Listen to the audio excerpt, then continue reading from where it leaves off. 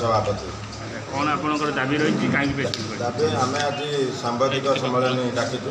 मुख्य कारण आमर दरमा आज दिन में ग्रामरक्षी पाँच 1800 टका।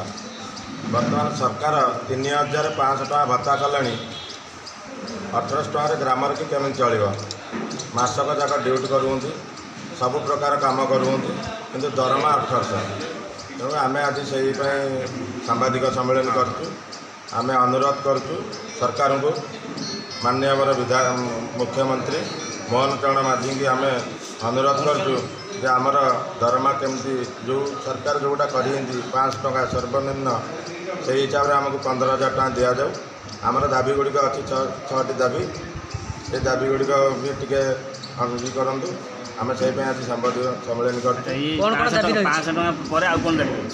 500 टका आमर 15,000 टका दरकार दरमा आउ खाली पदवी पूरण कर ड्रेस दिहनी ड्रेस भी दिज्व आमर बीमा योजना अंतर्भुक्त करेंगे।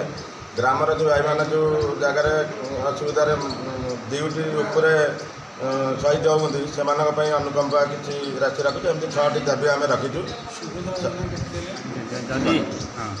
जदि सरकार आम आज सांबादिक सम्मेलन 7 दिन भितर न शुणे बाध्य कि आम 10,000 ग्रामरक्षी तांकर पिला छुआ सब परिवार राजरास्ता को ओह्लैबू।